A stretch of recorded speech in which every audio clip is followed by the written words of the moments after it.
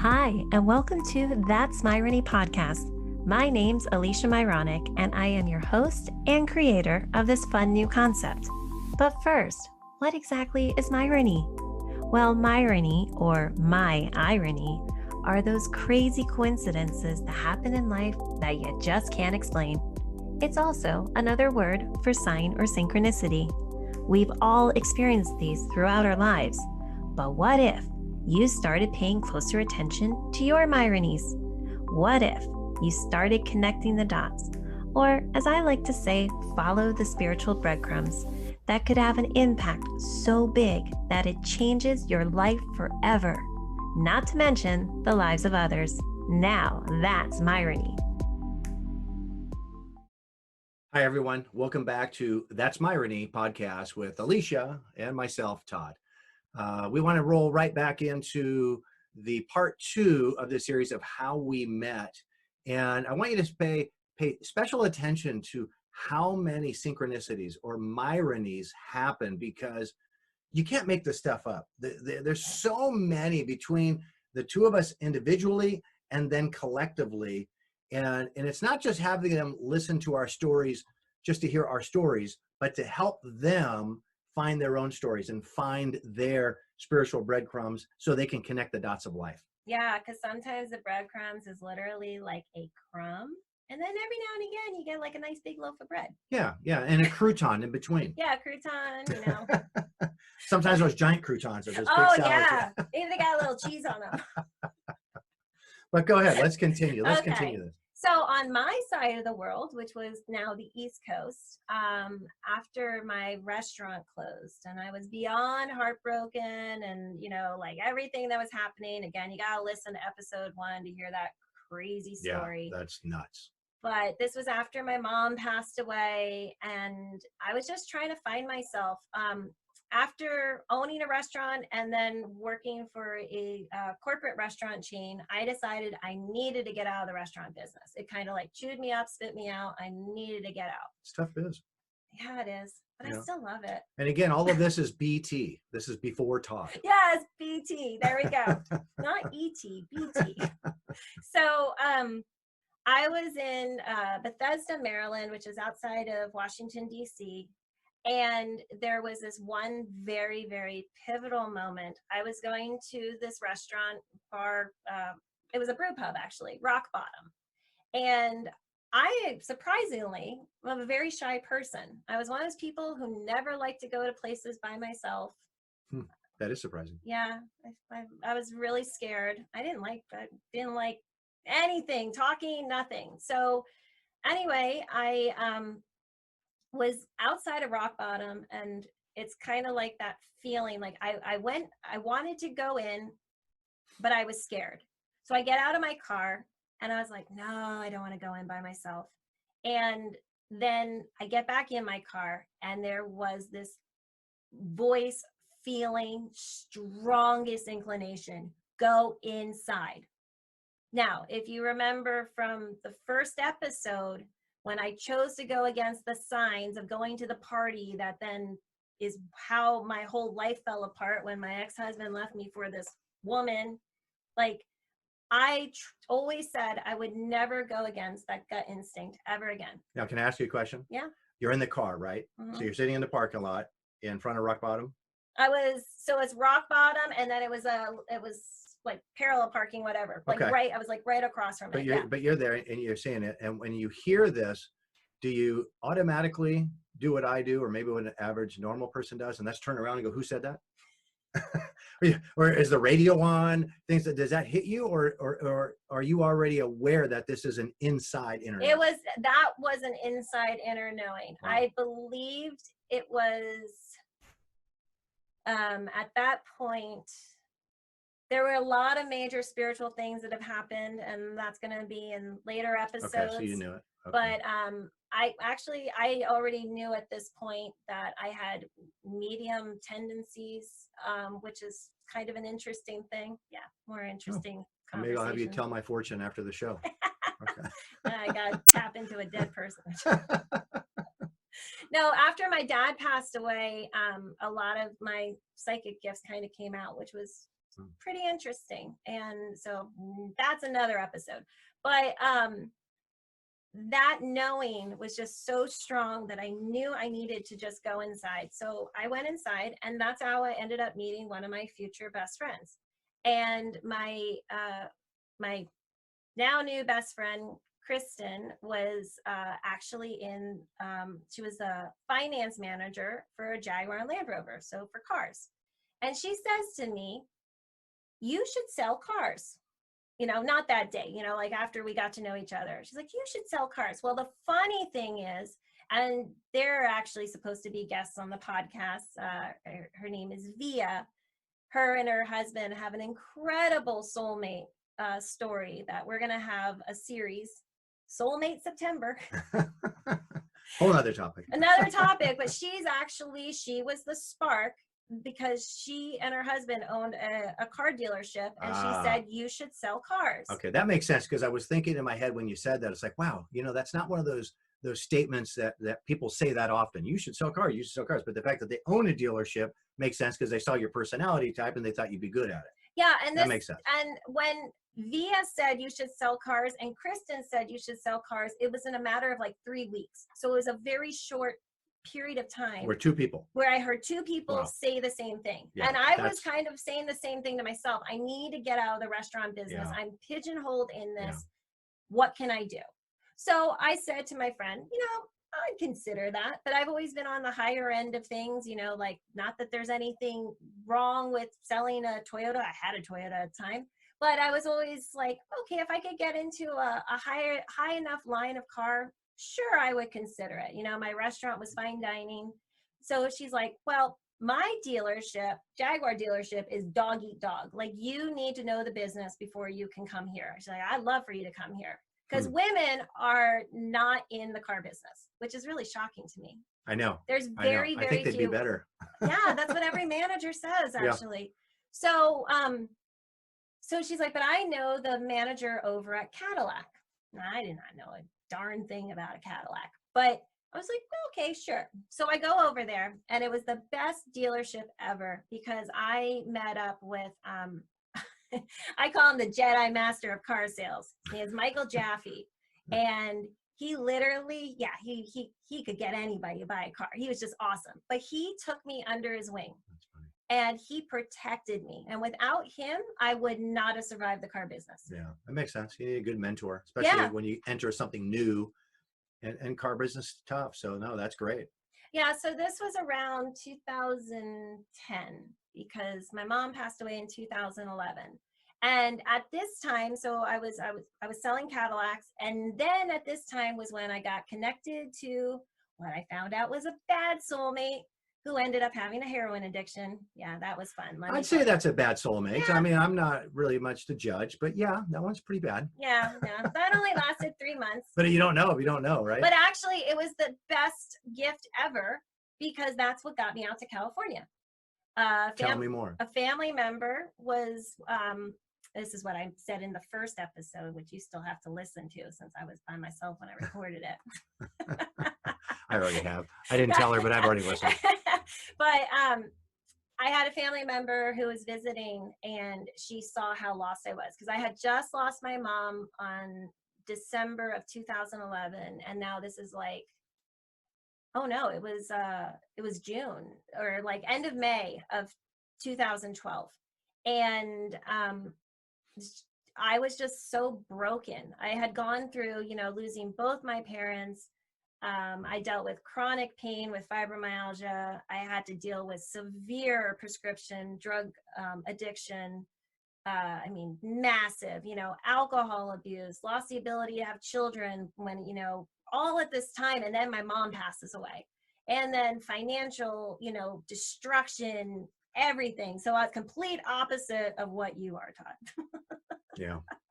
Yeah. I lose everything. You're the one with the story. I got no story. I'm like a Seinfeld episode. It's a show about nothing, right? You've got a story. I know. Who's someone who's got to bring Myrony to the world. They got to have some good freaking Myronies, right? I mean, literally, my last name's Myronic. Yeah, that helps. But I was just so broken, and I did not know, but I had this incredibly strong connection with this person who was so bad for me.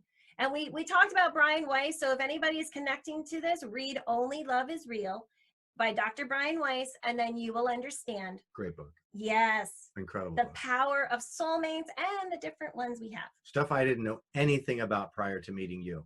I can honestly say I knew nothing about it whatsoever, but I can honestly say it makes sense. It makes so much sense. Once I read it.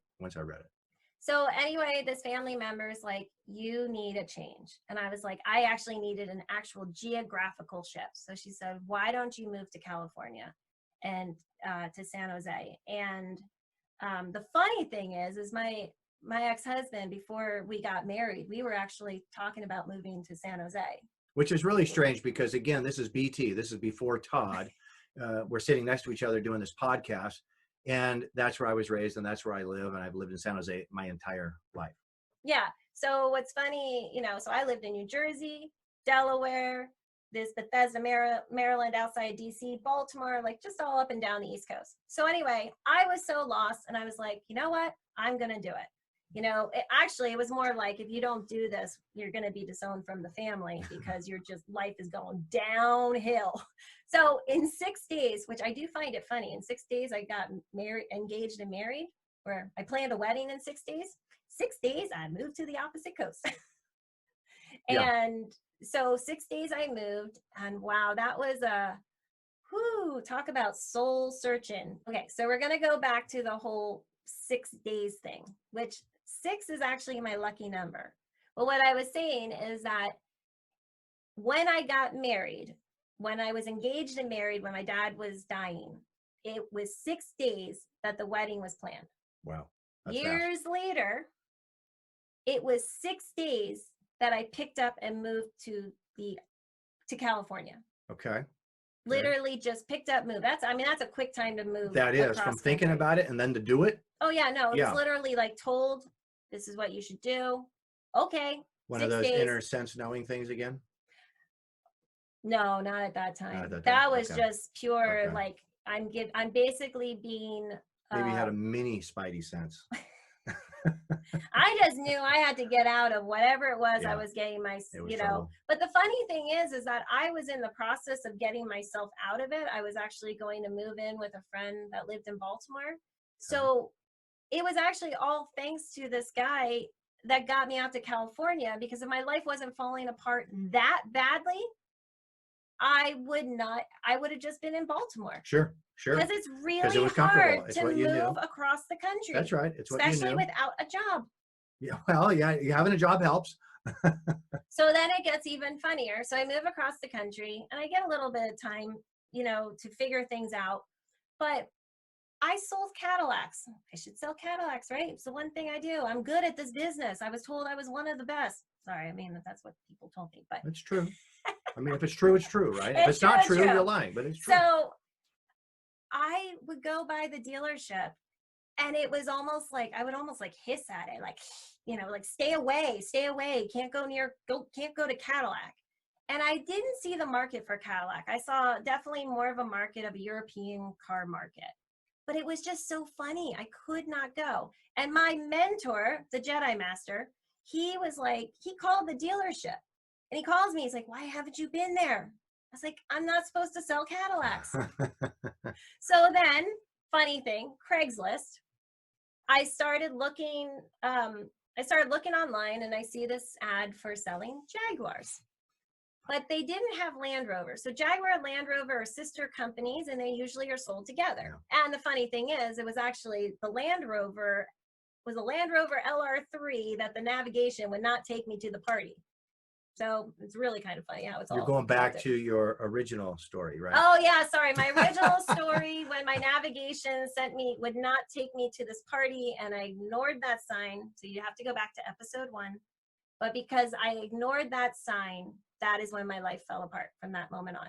So I found it very funny that you fast forward, you're in a Range Rover and the GPS system's not working. It's not allowing you to get there. Yeah, way back in 2005. And now here I am applying for a job for Jaguar, but they don't have Land Rover. Right. So I call my friend who got me in the car business. I said, they only have Jag. Is Jag a strong enough company? She's like, oh yeah, they're really strong. Go. So I go and I get this job. And what's interesting is I found out that they had been searching for somebody for months. It wasn't like they just put the ad and I walked through the door. Okay. And this was how I met the amazing Phil Bogle, which hopefully we'll have Phil on. There's here another at some breadcrumb, point. or And a big, maybe a big crouton. no, like loaf of bread. Yeah, probably a loaf. So anyway, I have this incredible friendship with the manager, the sales manager, and I loved working at this dealership. But let's go back real quick, because your friend back east who had the Jaguar dealership, she said it's very difficult to just hire. They won't hire anybody off the street. They look for somebody who really understands the car business, because you're dealing with a sophisticated client. Yeah. And so, which makes sense why the San Jose Jag dealer had that ad in there for so long. You arrive on their doorstep, somebody who's got now experience in a high-end market, because you did Cadillacs. So you're the answer to their prayers. pretty much. Yeah. No, I mean, because it makes sense. It's just these little dots that you can glaze over them, but when you pay attention to them, they're big. Oh yeah. They're big. They're meaningful. They're just not coincidences, as people call them. They're Myronies, because it's your story. It's your ironies. That's Okay. exactly it. I don't want to cut you off, And but so I wanted to it's, pinpoint and then that it's out. funny because when I was selling cars, I always knew that was just my stepping stone. I was being asked if Okay. I wanted to go into the finance side, and I was like, no, there's something more. There's something more that I didn't know what it was at the time. And so the dealership actually ended up being sold to another family. So this one dealership, which was like an amazing family, it was then sold, and that was when the culture changed. Right. So my boss retired, a whole bunch of people retired, and actually the funny thing is the last day of the dealership was on October 5th, which was my dad's birthday and was also the day we had his memorial.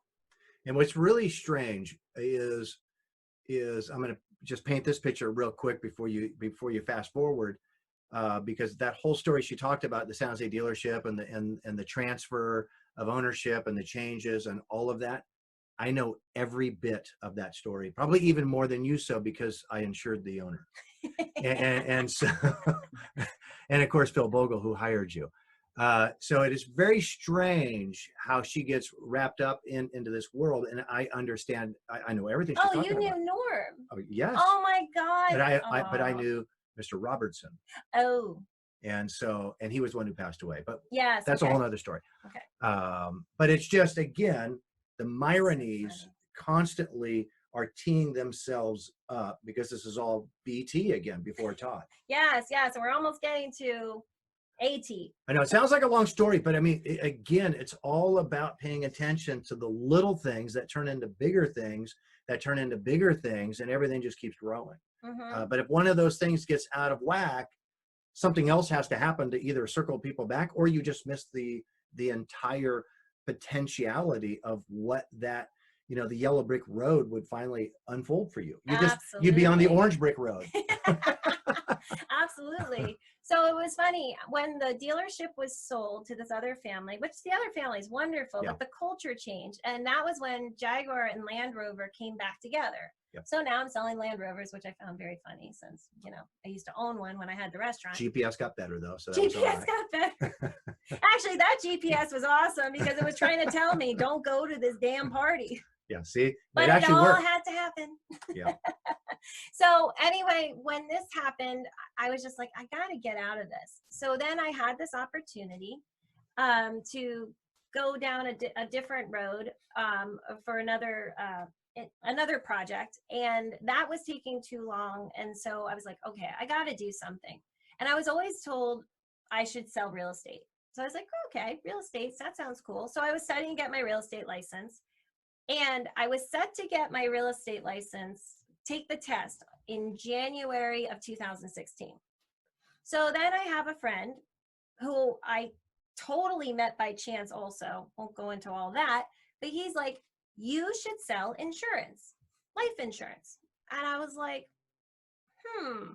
why should I do this? And that was that level of knowing is like, okay, you with a real estate, you're at the beck and call of your client. With life insurance, you can create your own schedule, and so you can do other things.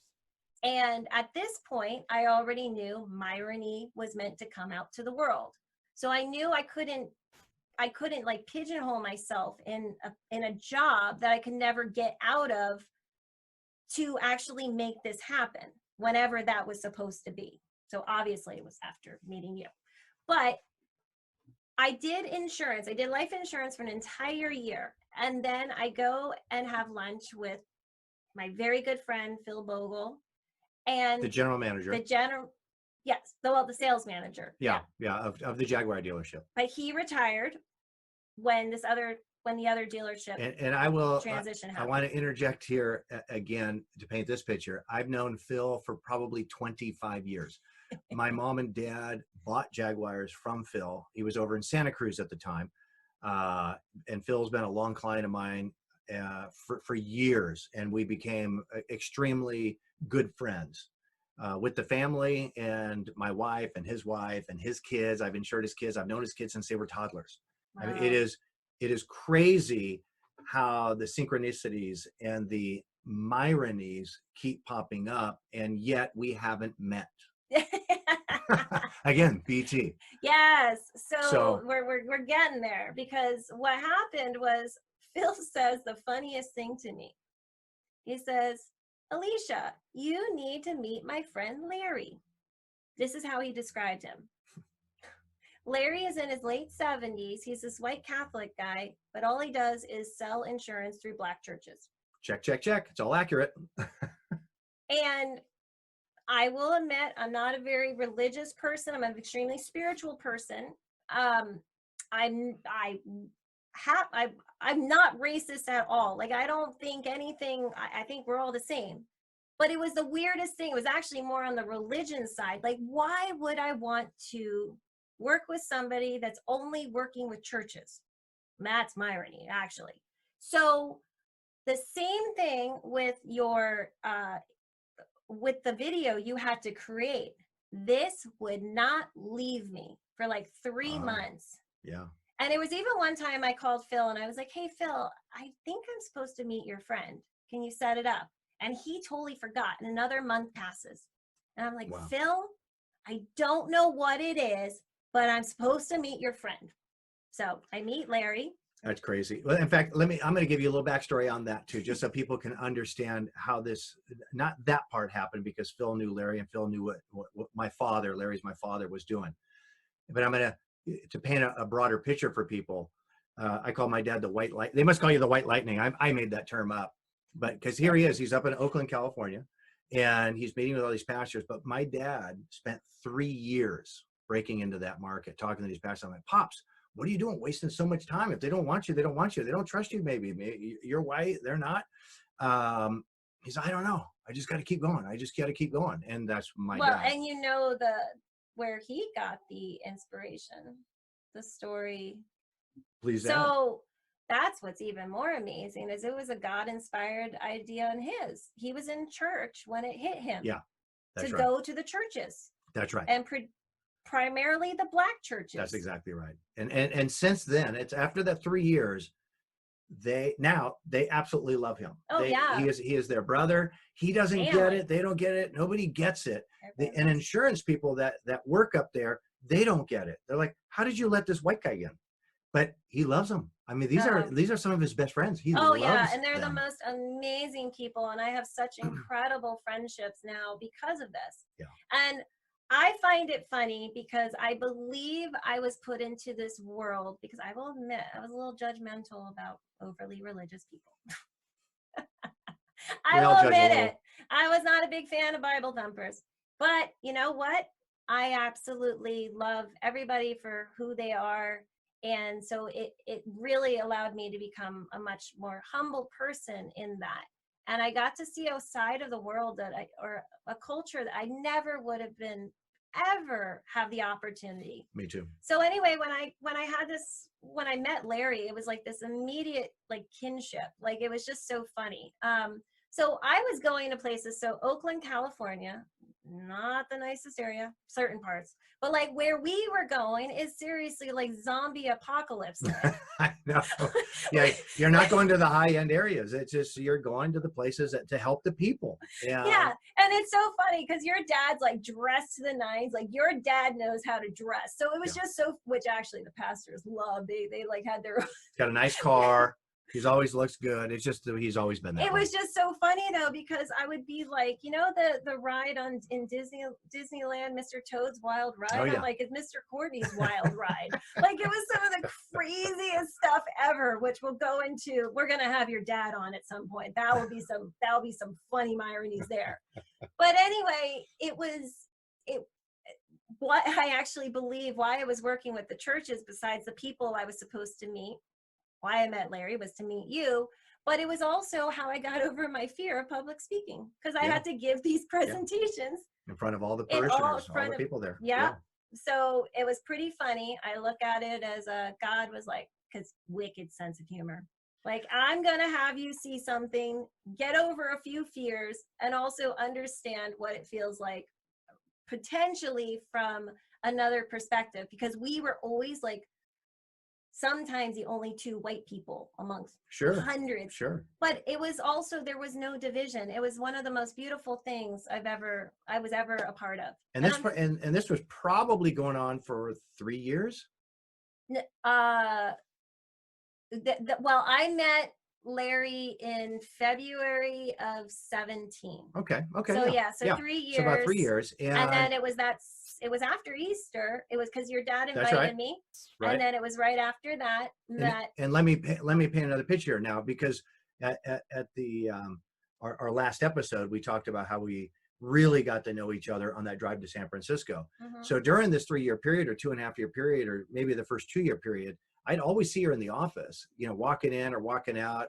But my office and my dad's office were at opposite sides of the building. So I just see her walk across the parking lot, sometimes come in, and it just, again, everybody's busy in their own world working. So we never really got a chance to have any reasonably deep conversations. Yeah. And so all of that happened in order for us to meet that one faithful day on that car ride to San Francisco. Yeah. All because Spidey Sense said, tell you about Brian Weiss. Yeah.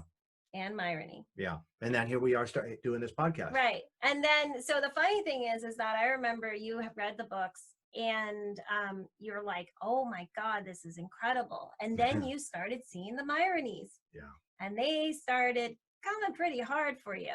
But we're going to go into Laura Lynn Jackson in just a moment, because but the other really funny thing that happened was because I worked with the churches, a very, very good friend by the name of Jacqueline, which I still find funny. Jacqueline. My wife's name is Jackie. Yeah. Her dad's name was Jack. Yeah. My dad's name was Jack. Right. There's a lot of Jack going around. But these Myronies don't end. It was because we were at this one church in Oakland, and my friend, well, my now friend, she was a client first. She didn't even go to this church. Her brother, the day that Larry and I were going to be there, called her up that morning and said, "You're coming to church with us." And that's how how I met Jacqueline. Now it gets even funnier, because in addition to your dad and I, there were 2 other insurance agents, because it was like one of those big mega churches. Okay. So we had 4 different tables, and I would be the one to decide who gets what leads to call. Okay. But I had spoken to her briefly, and so I put, okay, Alysha spoke to her, and that's how I got her. And she's also a school teacher too. But anyway, I ended up having this incredible connection with her immediately, where, she was a client, but it was so funny. I did the same thing. I told her about Brian Weiss. Which is, you never know where people are going to be in their way of thinking. And then later on, she tells me about Landmark. And she actually she has this feeling that I really need to do the Landmark Forum. And so she, asked me if I would do it. She would sponsor me to do it. So I do this 3-day, and anybody who has heard of Landmark, or, I mean, there's people say anything they want, but I will tell you, Landmark is an incredible tool. I call it a 3-day boot camp for your soul. If you do Landmark, do the whole thing. Just like with these Brian Weiss books, read all 6. That's how you get an overall picture of everything. And we should probably make sure people realize you're not getting any commission to say that. No, I know. Even on the Brian Weiss books, where the two of us have probably spent who knows how many, but thousands, and thousands of dollars that I did not have, but apparently I had to give those books because I've given over 300 of the books away. Wow. Yeah, but anyway, it was through Landmark that I had this opportunity to see things in a different way. And why I'm bringing this up is because this is how our conversation that ultimately brought us together for the podcast happened. Because remember, I asked you if you would be there for the Tuesday evening of the forum. Yep. And you were on a skiing trip or whatever, and then you did Tony Robbins. Right. And you want to share about your Tony Robbins experience a little bit there? Well, the Tony Robbins thing, yeah, it was that was fun. I was in West Palm Beach, and it was his business mastery course. And my best friend had gave me his seat, which he was a Lion Club member, so it was like second row, and it was absolutely fantastic. And during that experience, I just got on this knowing, we'll call it that, where, because I was going through this point where Max Rhymes was starting to become all-consuming. This passion project started just consuming my life. And I knew I needed to make a change. I needed to sell the insurance practice because it was getting to a point where I wasn't going to be good at both. There's just not enough time in a day to split me to where I'd be good at both. And I'm not used to not performing. So something needed to give. And it was actually at that seminar, it was a week seminar, I want to say 5 days or something. Yeah, you were there. It's long. I mean, it's one of those 8 a.m.s to 12 p.m. I mean, it's long, but it's fantastic. And one of the days, I think it was day 2, we're there, and I'm asking, there's a lot of noise going on, and I'm just asking, okay, God, is it time for me to sell my insurance agency? And I get that, remember that rush I talked about in the bathroom in the last episode? I got that exact same rush. And we're doing that Tony Robbins thing. We're jumping up and down and this and that. So I'm able to scream. People think I'm probably screaming for you're trying to wake up and stay motivated. And there's a reason Tony does this, to solidify your nerves, like something to do with the brain waves, and by shocking your system, and then it becomes part of you. And that's what I did. But I was screaming, yes, it's time to sell. I'm selling. I'm doing only Max Rhymes. And my body just lit up. So I knew it was right. But so I come back, and it takes time. You just can't just get rid of it's not like selling a car. It takes time. And that was February of last year, February of 2019. Well, yeah. So then what happened was, now the funny thing is for what, like 2 years, I kept saying, I don't know what it is, Todd, but I know you're meant to be a part of Myrony. I can't explain it. I know you're going through all this, you're doing all these other things, but I just know you're meant to be a part of this if you want to be. And so it was March of 2019, and we had decided to get together for lunch. So you could tell me about Tony Robbins, and I could tell you about Landmark. Yep. And I remember looking in my my bedroom mirror, the dresser mirror, and I said, I'm going to ask Todd if he wants to be part of Myrony today. I just feel that. So I meet you at the office, and then you say, do you remember how we got to where we got to? I can't remember. Okay, so I'll continue. So it was so funny because you're like, oh, we're going to go to lunch. Most people that have never gone to lunch with this person would be like, where do you want to go? Now I remember. What are you in the mood for? No, you're like, we'll go to the brewery. So you take us to Rock Bottom Brewery, right down the street from my office. So we're sitting in the bar having lunch, bar tables and whatnot, and it hits me like a ton of bricks. And I was like, oh, holy, like, this is where I was when I chose to go in, when I didn't want to go in. It was rock bottom in Back in Bethesda, Delaware. Maryland. No, Yeah. Bethesda, Oh, Maryland. Maryland. Yeah. Okay. Kind of the And same for West Coasters. Yeah. Delaware. But I was just like, oh my God, Todd, if this is not a sign to do this together, I don't know what is. And your funniest response, well, you have hit rock bottom quite a few times. Yeah, she has. She's told me all her stories, and it was a little appropriate, right? Hitting rock bottom, eating at rock bottom. But well, you know what's even funnier about rock bottom? There's only one rock bottom in the state of Maryland and 3 in the state of California. Oh, that's and only 1 in Northern California. Wow, I did not. That's in Campbell, California. Right down the street from the office. I did not know that. I mean, so yes, what are the freaking odds? So you would think by now, let's just go to the That's Myrony tribe, our listeners, and by now they might be going, okay, well, you guys have probably figured it out at this point. You've connected all these dots, haven't you? No. I mean, I got to sell my business. I'm working on Max Rhymes. I've got the Max Rhymes Foundation.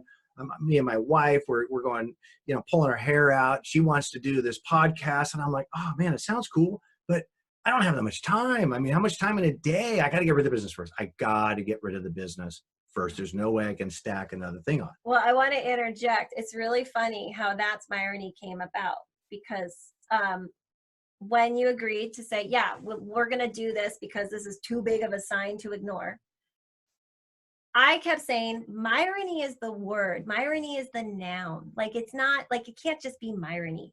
Right. And I was like, that's Myrony. Well, the funny thing is, and actually, remember, I just told you we lost the other domain, but that's okay. I bought that'smyrony.com domain. It's like 2 years before that. And no idea that it was going to be called That's Myrony. Yeah. Interesting. I mean, we are compelled to do certain things. Sometimes we do it. Sometimes we don't act on them. But if you start listening to that and you just start acting seriously, miracles will show up in your life in the most amazing way. And it's and just to paint a larger picture, just because we've noticed and Alysha and I have figured out how all these dots have connected, doesn't mean it's an easy road. No. It doesn't mean it's not work. It's not effort. Because going back to the one time, the bathroom scene I was telling you about, there was another time where I was stressed out of my mind, and it was around dark 30. I was in bed. It was like 5:30, 6. When you wake up, fall asleep, wake up, fall asleep. One of those in between states. Now I know which, like a theta, delta, or theta brainwave state. And I was just stressed. I'm like, again, what am I doing? Why is this so hard? Why is it taking so long? I got 2 words. I got 2 words in my head out loud. Like, I'm looking around. Remember, I was asking you in the car, and you're going, are you looking around? Because you know. And I'm looking, oh, who the heck said that? And it said, don't resist. Yeah. And the strangest thing was, and I've read about it before, where somebody got 2 words, 3 words said to them, yet it felt like they got a whole essay download. I won't say a novel because it wasn't that long, but I knew exactly what it meant.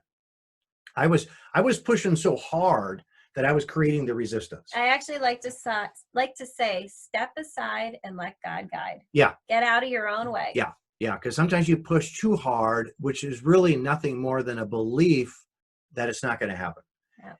And I got those 2 words. And also, sometimes things have to happen in their own right timing, because otherwise it's not going to happen. Right. We like to push things in human time, right? Based on our clock, based on what we want to do, based on, all this criteria that we put in the proverbial box that we live in. Yeah. And then you gave me, or you told me, no, we were in my office. You were talking about Laura Lynn Jackson's book, Signs. This was a little bit after that. And I'm like, well, there's a funny story about signs. Well, you're talking. Okay, hold on. Let me hold this up. Otherwise, I'm going to forget, because I'm not that smart. I'll forget. I don't have that kind of retention. She's talking, and like she does. So I'm going to my computer, and I've already ordered the book to be shipped to me, because at this point, she's given me, every book you have given me has been the right book at the right time. it actually shocks me because I've read hundreds of books in this field, and I'm going, wow, these books are kind of finishing the puzzle pieces. And so that's kind of why I did the podcast, really, truth be told, because I had to start believing her. I did. I had to start believing her because every book is like spot on. I don't and you also saw the freaking Myronies. I know. I don't even know if I told her that, but that's like right out of my mouth right now, because that really is the truth. Everything has been spot on. And so, okay, then I got to go with it. Because, and that's where I'm going to interject. If anybody is questioning what's going on in their life, you come join me for my Myrony mentoring, because yes, I have this. You should. Know. She has this, her so-called spidey sense that is spot on. Spidey on. It's spidey on, not spot on. Yeah. So if you're feeling stuck in life, let me help unstick you, and truly, because that's what we're here. We're here to help everyone. And I believe I went through all the pain I did so that I can help others. And I believe she went through all the pain she did so she could help me, who hasn't really had a whole lot of pain. I mean, it's weird, right? It's weird. No, okay. So that book arrives, and I have to finish this. Yeah, please. I have to tell the story. The book is so incredible. Oh. Laura Lynn Jackson, she's a medium, but now I didn't know. I always thought clairvoyant, medium, psychic. I thought those were all the same words, synonyms and synonymous with each of the other words. And come to find out, there's certain levels of psychics, and this gal, as she tells us in the book, Signs, she's all of them. She's like, she's like off the charts. Amazing. So she has every psychic gift possible. Yeah. And so, which is unheard of. So I finished this book on a Sunday night, and this goes back to, I'm going to say June of 2020. Yeah, right? It was June 2020. And I think the book just came out. It did. That's what's so funny about it. Yeah. And I could get it. Now it's hard to get half the time. My wife, we can't get it ordered because so many people order it. But I read it, and as soon as you start reading it, it's one of those books that you don't want to put down because it's a very interesting read. She talks about her life and who she's helped, and I'm just wow. So it's Sunday night, I finish it, and I'm thinking to myself, wow, she talks about how her and her psychic friends have to ask for signs. And I'm like, well, why do you need to ask for signs? You're psychic. Right? That's kind of what going through my head. I need to ask for. It doesn't work when you're usually a psychic yourself, that you're going to get the same information that you will get for others as you can for yourself. Okay, which makes sense. But here I'm an average Joe, just going, wow, okay, well, she has to ask for a sign. Well, I definitely have to ask for a sign. And I know I got the scene in the bathroom, and I've got my little 2 words, don't resist. And I know, and I keep lying because I say I won't question it, but I do. So I go, okay, I'm going to ask for a sign. I'm going to ask for just something, weird. Again, this is how it, all right, this is how it happened. That night I go, all right, when I see a moving truck parked in front of my house, that's my sign when it's really time to sell my business. Because keep in mind, even though I got that back in February, well, I got 3 kids in college. It's not that hard. I mean, not that easy to sell your business, your lifeblood, something you started from scratch, something that is annuity driven. It just prints money. And I'm like, do I really want to give this up? I'm not making any money on Max Rhymes. I mean, it's passion, but it's believe me, it's like owning a boat, right? The best day is the day you get it and the day you get rid of it. And so it's kind of like that, even though I know I have to go in that direction. So anyway, I asked for the sign. So here's my morning. I do my meditation when I wake up. I write in my journal. And at the top of the journal that particular day, because I don't know if I'm going to see my sign in 2 hours, 2 days, 2 years. So I write at the top of the journal so I can fan the pages. And I go, I wrote that date on there, still have it, that date, and Laura Lynn Jackson moving truck. I put some notes like that just so I can fan it and find it really easily. That way when, Oprah interviews me, and I'll be able to pull this out, right? Yeah. So I do my morning thing. I walk across my back patio into my garage, which makeshifts as the Max Rhymes office and my workout room. I come back in, I shower. My father-in-law is living with me at the time. That's why it's easy for me to remember the timeline. So he's living with me, and I'm in the kitchen. I'm getting a bowl of like granola. And I hear he's watching The Mule, the Clint Eastwood movie, The Mule. And I'm like, I love Clint Eastwood. He's my favorite actor. So I'm like, well, shoot, I'll watch part of this. I don't need to watch the whole thing. I'll watch part of this. And so I have the TVs above the mantle. And then I have 2 French doors on the right side and the left side of the TV and the fireplace. I'm sitting at the table, I've got a spoonful of granola. It's about to go in my mouth. I'm looking at the TV screen. I look at the right French doors out the glass windows, and I'm like, you've got to be kidding me. I gives me goosebumps right now. I know. It's You have so awesome. got to be kidding me. There is a huge truck parked right there. Now, mind you, nobody was moving. There was no for sale signs. There's no nothing. It's never, ever happened. I don't even, now going back to how, but anyway, how did I get that sign was when we talked about it earlier, I think in the first episode, do you understand the signs? And that particular one, I fully believe I know what it was when you were talking about the animation video. Mm-hmm. Just imagine if the leukemia video. I don't know where I got that idea from. Now I know. Yeah, because you have the awareness. It was planted. The other side, the spiritual side, God, whatever you want to call it, universe, knew the moving truck was going to be there. Yeah. That's what gave me the thought in my head to put a moving truck. that the moving truck was going to be parked at my house. I would have never thought of that. That's just a weird thing to think about. Well, that's the interesting thing. We can go deeper into that, but like they say, the past, present, and future are all the same. So like we already know what's happened, or whatever. But what's really funny about Laura Lynn Jackson's book Signs is her first book, The Light Between Us, which that is the book that allowed me to understand this gift I have of claircognizance. But Signs hadn't even been released yet when I read The Light Between Us. So you actually read Signs before I did. But the irony is the book is called Signs, The Secret Language of the Universe. Literally a book about Myrony. Which is really funny, because you talk about Light Between Us, which you're right, I wrote it second. So as soon as I got that message, I'm like, oh my God. And the reason I believe I got my answer so fast is because it's like, listen, dumb, you know what? you were told back in February in Florida to sell. It's time, get off your rear and get moving. So as soon as that was a Sunday night, that happened Monday morning. Yeah. That I ordered the next book immediately. Because I had to read the next one and go, okay, well, what is this one about? So I finished it. I got it like Prime, because this was pre-COVID, so it was Prime. You actually got it in a day or two. I finished it by the next Sunday, or maybe 2 Sundays later. Again, Sunday night, I finished A Light Between Us. And I'm like, okay, I need to ask for one more sign. I don't need it for me. I need it for Jackie. I need to know, is Jackie going to feel comfortable with selling the business, right? Again, we got 3 kids in college. You can't print money fast enough, right? And so I just needed to know. I needed that as that one last bit of knowledge. So I write that down in my journal, and I'm thinking, okay, I'm going to find it. Oh, and by the way, what it was I asked for was 3 monarch butterflies. I want to see 3 monarch butterflies.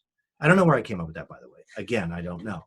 And so I'm thinking, okay, maybe I'll see them in my backyard at lunchtime, because I didn't see them in the morning. And the last time I got my sign the next day, I'm peeking around the yard. I'm like, where are the butterflies? Where are the butterflies? I'm thinking I'm going to get it right away. And well, maybe when I come home for lunch, because I live really close by, I'll sit in the backyard. My mom invites me to lunch that day. So we go to lunch. I'm like, oh, I'm not going to see him. Shoot. Okay. So then Monday night rolls around in the evening. It's summertime, mind you. So it's light out late. And I'm going to my men's group meeting at my church. And I'm like, oh, maybe I'll see him on the way there, right? It could be a bumper sticker. It could be somebody's t-shirt, whatever. I don't see him. And we're in that meeting, and we don't get out until it's dark, and I'm cruising home. I'm like, oh, well, it's dark now. Not too many butterflies are flying at nighttime. So we get home. I get home, and I'm like, oh, I thought for sure I'd see a bumper sticker. All right, well, I mean, who am I to say I'm going to get it the same day like the last one, right?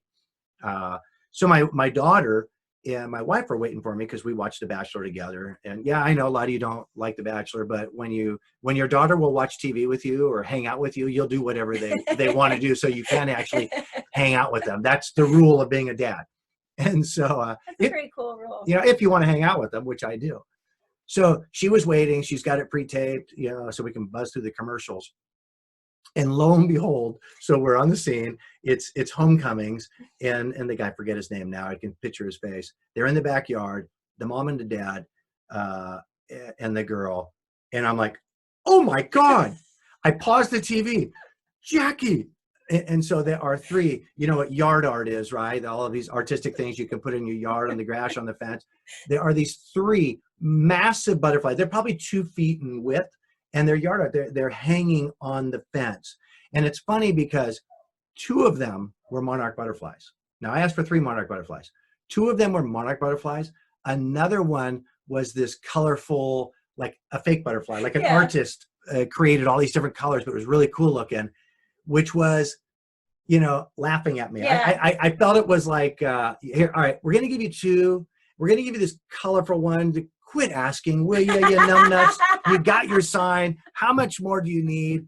And it was literally after those, I was like, okay, I'm not questioning anymore. You were in just after not. that. I mean, I remember when you sent me the video, because that's the cool thing, that we actually have proof of all these things that have happened. Yeah, because I reenacted that morning right after it happened. Like I got the newspaper, I took a picture of it. The movie was still on the mule. I mean, I videotaped it. I did a reenactment literally right after because I did not want to forget. Yeah, and then you took a picture of the freaking butterflies. Yeah, I know. So that is how Todd and I met, and how That's Myrony is now our backstory. And now we're here. Yeah. A girl from Delaware. No, well, New Jersey. I keep saying Delaware. I'm a Jersey girl, but I'm not that kind of Jersey girl. I always have to preface that.